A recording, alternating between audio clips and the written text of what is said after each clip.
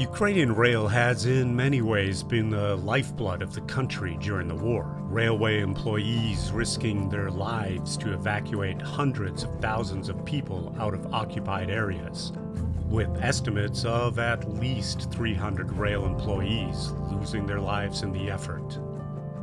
Hauling invaluable supplies in from the west for distribution to the hardest hit parts of the country. Trains being seen as a sign of hope and a route to safety by Ukrainians. And it's those same trains that are now being used in a project to inspire and to serve as a very real connection between Ukrainians in the newly unoccupied areas of the east all the way to the west of the country. The project, called Train to Victory, was the brainchild of a Ukrainian PR firm called Gres Todorchuk, in collaboration with Ukrainian Rail itself, and they hired the person I'm with, Katya Taylor, to curate the project, working with a group of muralists to paint a train that would be seen by people all across the country.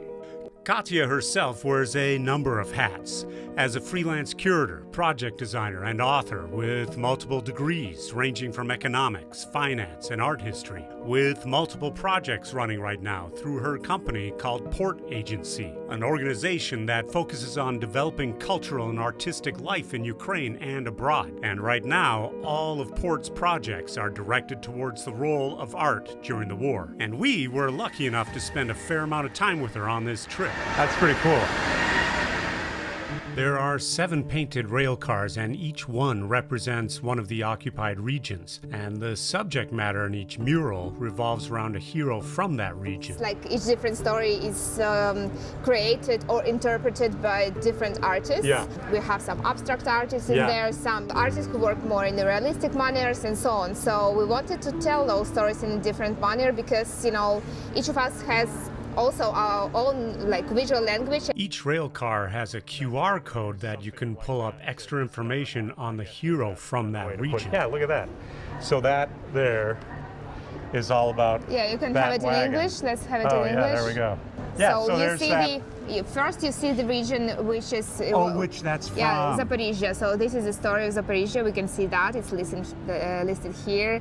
This is the name of the artist, and then we have the story a little bit of the heroes of the region. That's such a great use of technology.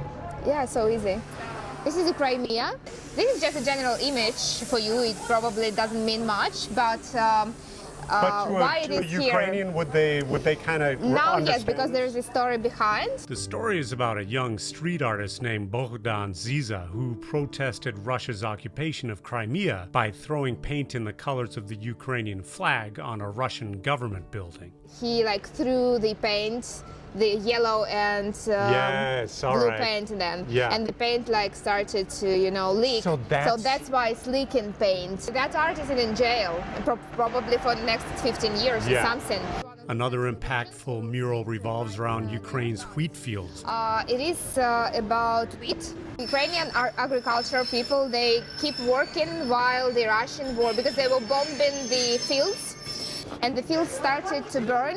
So there are huge fires. All the fields were in the fire. Yeah. And the guys who were working on the fields, they continued actually to harvest? Yeah, they continued until the end. So, this is the last one we've got here. That's perfect timing because I think the train's about to leave again. Yeah, they're saying goodbye to us.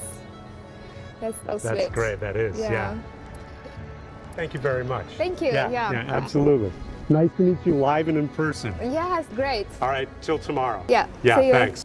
The next day, we went to Katya's place to discuss the many projects she has going on through her company, Port. The first is her project, Artists Support Ukraine Foundation. Together with her partner in this project, Volodymyr Kadyagrobe, they created a virtual gallery on their Instagram page where people can see protest art created by artists from all over the world. It's also a place where people can make donations which go towards the foundation. We have another instrument, is a ready-to-print exhibition. It's you, for example, Jan, sitting in United States, you say, I want to support Ukraine, Yeah. what can I do? And I say, you can print exhibition, it's like ready there, like PDF with instruction, you can print exhibition in your city, have it there, invite people for the opening, and then when people come to the opening, they also donate. You mean print like a full-blown exhibition and hang it and have an event? Yeah, like it will be a poster exhibition, there will be some installation and video art, Yeah. so it's kind of cool.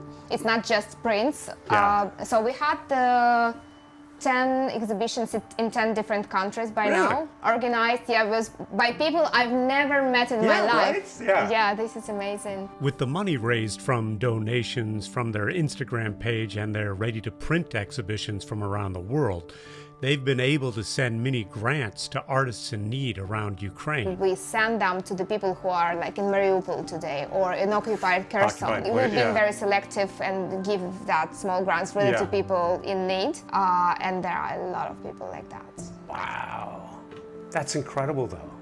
I love this idea of art being proactive rather than, I mean, I love the painting on a wall or the sculpture in the gallery, but I even more so love it when it's being used to do something important like this, that it can be transformative in someone's life. That's really cool. And there's yet another project she came up with in the first few weeks of the war. The third project is The Captured House. The Captured House. The Captured House exhibition toured throughout Europe from April through July. That's a physical... It is a physical exhibition. This idea to talk to European people about what is going on in Ukraine, not with the media or news or like a general language, but more with a visual language, to talk to not to their minds but to their feelings. Yeah. We had no money at the beginning, we had no place where we're gonna show them, and generally no idea of how we're gonna bring all that to Europe. So what's going through my head is you're trying to collect works from 50 different artists, get it all here. You're also trying to arrange where it's going to be shown in Europe. You're also trying to raise money, frankly, in a situation where the vast majority of anyone's spare money is going to support, the military and that sort of thing. So you've got a lot of struggles, let alone just trying to live life in the middle of a war. That's a lot. My parents didn't want to go away from Kiev because they were from Lugansk and they did that before 8 years ago, and they said we are not going anywhere. We're not going again, yeah. And at the beginning of the march, the Russian troops were just like 20 kilometers from here, so I was really worried for them. I couldn't go abroad because they didn't leave Kiev, so we're all stressed. In the Western Ukraine, there was no places to live, and there is a foundation that actually they called me and said, do you have an idea for the project? And I was like somewhere in the Western Ukraine in like totally lost. So I was there in a corridor that there is with the kids and cats and dogs and like somebody's frying the fish right there. And I was like, and they were writing to me saying, do you have an idea for the project? And I'm like, of course I do. Yeah. And I had no idea. I mean, nothing. And I was like, tomorrow morning you're gonna get that. Were you doing this while you were still there? Yes.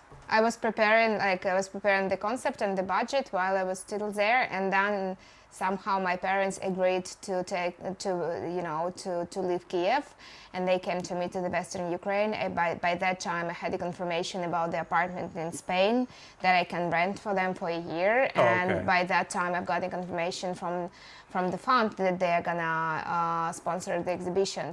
People were very kind to us on every step we did, and there was a guy, very cool guy, who was running this space, Alte Münze in Berlin, and he said, you can have the basement, just look at it. And the basement was just perfect for an exhibition because it was dark, cold, wet, and uncomfortable. Yeah. And I said, exactly, this is perfect for us because this is exactly how people live now in Ukraine, Yeah. because those who didn't leave, they stay in Kiev and Kharkiv in metro, Yeah. in basements. I mean, I didn't want them to dislike the exhibition, but I want them to feel something different than they usually feel when they look at art.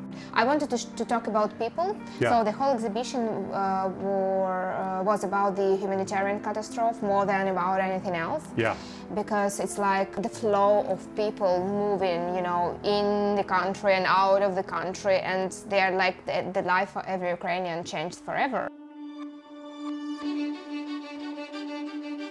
The first opening was in Berlin in May, at the beginning of May, and the last one was in Brussels at the end of July. Katya had a clear understanding that this exhibition could act as an ambassador to the policymakers of the countries that the exhibition went to. We are still doing the diplomatic work, the cultural diplomacy Yeah. work, and we have all the ambassadors at the opening. We have the representative of the local governments. We had some politicians at the opening. Art is such a visceral or such a raw thing, especially in a time like this, to have art be such a visceral thing on paper or in sculpture or in video.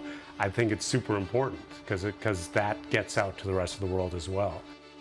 Since the independence for the last 30 years, we've been developing, you know, it was very hard. The USSR was a very hard disease, so we had time to recover. We had a renaissance of Ukrainian culture in 2014. If we imagine that the war is finished, then we have, like, I'm sure we're going to have a boom of that, you know, all different ways of creativity. We are talented in many different ways, so Yeah. we really need, you know, to be healthy to show all that.